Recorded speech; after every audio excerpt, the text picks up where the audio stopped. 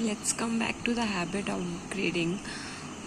इसको आप night time में पढ़ सकते हो जब आपको नींद नहीं आ रही है, और तब भी आप पढ़ सकते हो इसको। मतलब मेरे को सुन सकते हो उसको, शायद आपको नींद आ जाए मेरी आवाज़ सुन के। बोरिंग भी हो सकती है आपके लिए और कईयों के लिए इंटरेस्टिंग भी हो सकती है।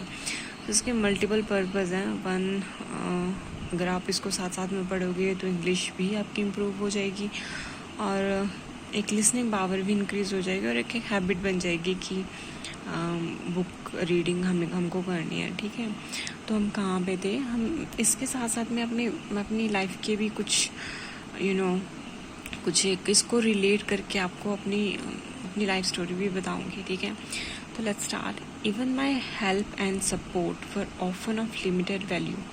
ये ऑथर बोल रहे हैं कि जो एक साइकोलॉजिस्ट हैं उनके पास आते हैं, मतलब जो भी क्लाइंट उनके पास आते हैं जो स्टक फील कर रहे होते हैं अपनी लाइफ में, कहीं ना कहीं किसी ना किसी उलझन में फंसे होते हैं, तो वो बोल रहे होते हैं कि जो उनके पास आते हैं वो लिमिटेड वैल्यू का होता है। उनकी जो थेरेपी होती है 50 minutes of therapy per week did not seem sufficient to effect meaningful change for a majority of my clients. मतलब 50 मिनट की भी जो थेरेपी है वो उन पे नहीं कुछ ज़्यादा कुछ फ़र्क नहीं डाल सकती है। ठीक है, सो हमें क्या करना चाहिए कि मतलब एक लास्ट लॉन्ग चेंज आए हमारी लाइफ में। So let's see. Some became so frustrated by the unfulfilling merry-go-round that they stopped seeking therapy altogether, although many others benefited from our time together. The improvement were painfully slow to come. A session would seem highly productive, and then the same client would return the next week with stories that reflected the same predictable set of problems. Many clients expressed incredible insight in therapy, piecing together all the patterns that held them back, and would then feel unable to resist the instinctual pull toward the familiar in real life outside of my therapy office. मतलब ये होता है कि हमारे जीवन में कुछ एक टाइम आता है जब हम खुद पे कंट्रोल करते हैं और हमें ऐसा लगता है कि हमने अपनी पैटर्न्स पे, अपने हैबिट्स पे, अपने जो भी बैड हम पे रूटीन चला हुआ है उस पर हमने कंट्रोल कर लिया, but still after some time हमारा माइंड जो होता है वो फ्री डोपामीन के पीछे भागता है, फिर वही हमारी हैबिट्स वापस आ जाती हैं। सो देखते हैं अब क्या होता है। They could look backward and see the issues, yet they haven't build the capacity to apply that insight in real time to their present life. I observed similar patterns with the people who went through deeply transformative experiences, those who attended intensive retreats or mind-alerting ayahuasca ceremonies, and then over time slid right back into the old unwanted behaviors that had sent them looking for answer in the first place. Their inability to move forward after experiences something so seemingly transformative threw many of my clients into crisis. What is wrong with me? Why can't I change?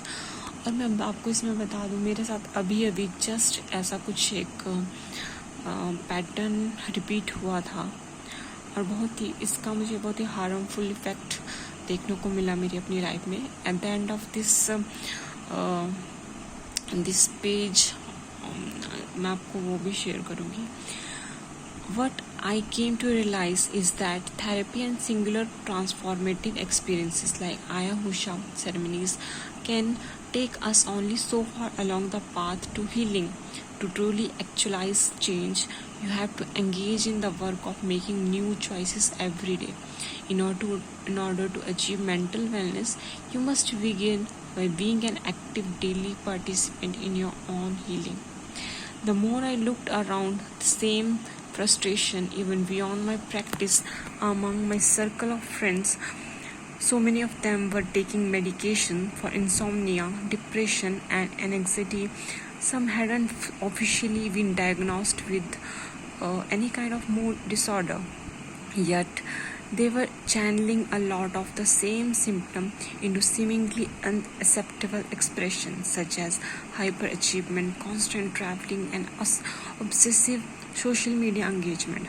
These people were the ones who got straight A's, who finished their assignments weeks before they were due, who ran marathons, who landed high-stress jobs, and excelled in pressure cooker environments. In many ways, I was one of these people. और मुझे पता नहीं क्यों ऐसा लग रहा है जैसे मैं खुद की स्टोरी पढ़ रही हूँ. बचपन में I was a very bright student. मैं मतलब हमेशा मेरी क्लास में फर्स्ट आती थी. और आफ्टर ए टाइम मतलब कुछ ऐसा हो गया कि मतलब I lost the track in my life. So जैसे कि ये बता रहे हैं कि रेस्टलेस सा माइंड हो गया और सबका हो गया. ये मेरा ही नहीं हुआ है, सबका ही हो गया इस सोशल मीडिया के आने के बाद से. और हम अपना एक पॉइंट ही भूल गए कि हम जी क्यों रहे थे. तो वैसे ही कुछ ऑथर भी बता रहे हैं कि इनके भी दोस्त हैं जो कभी फर्स्ट आते थे, प्रेशर में काम करते थे, अब भाग रहे हैं, बस भाग रहे हैं. कहाँ भाग रहे हैं ये नहीं पता, कहाँ भाग रहे हैं. So let's move on to the next. Okay, so yeah, I knew firsthand the limits of traditional model of mental health care. I started therapy in my 20s when I was plagued by near constant panic attacks while dealing with my mother's serious heart condition.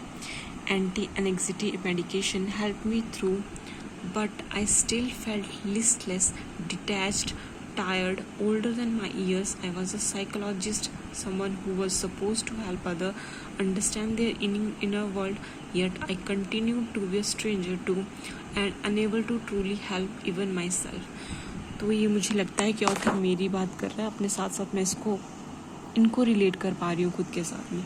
तो मुझे लगता है आप भी कहीं ना कहीं खुद को रिलेट कर पाओगे. तो नेक्स्ट इससे माय पाथ हम नेक्स्ट वीडियो में पढ़ेंगे इसके आगे. बट मैं आपको एक पैटर्न बता देती हूँ. तो हुआ ये था कि मेरी लाइफ में एक ऑनगोइंग पैटर्न चला हुआ था. चला हुआ है, आई डोंट नो अभी भी एंड हुआ है या नहीं. बट एक पैटर्न है जिसमें मैं हमेशा से गिर जाती हूँ.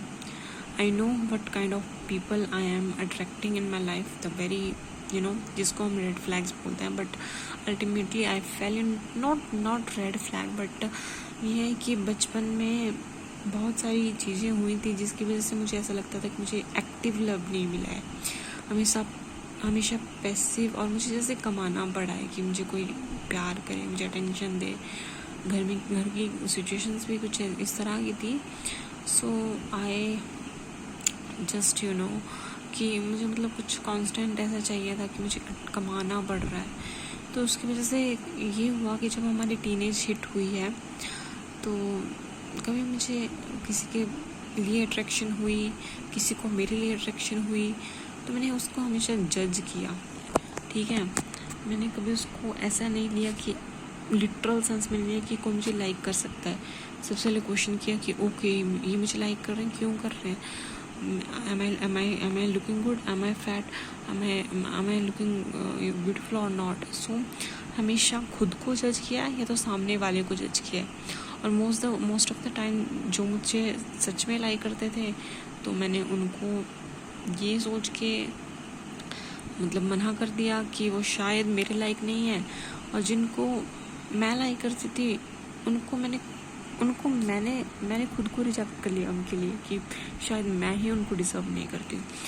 और एक पैटर्न, एक के बाद एक पैटर्न बनता गया. और मेरी एक ऐसी सिचुएशन आ गई कि जैसे कोई मुझ में इंटरेस्ट दिखा रहा है और फिर क्या होता है कि मैं इसको बंद कर देती हूँ. ठीक है, अंधेरे में बात सुनते हैं मेरी बातें को.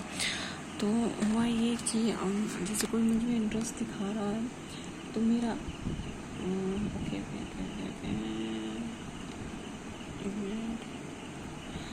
तो कोई मुझ में इंटरेस्ट दिखा रहा है तो मुझे ऐसा लगता था कि शायद ये मतलब हो सकता है मुझे लाइक करता है, नहीं करता है, मेरे ये चला रहता था. तो होता ये था कि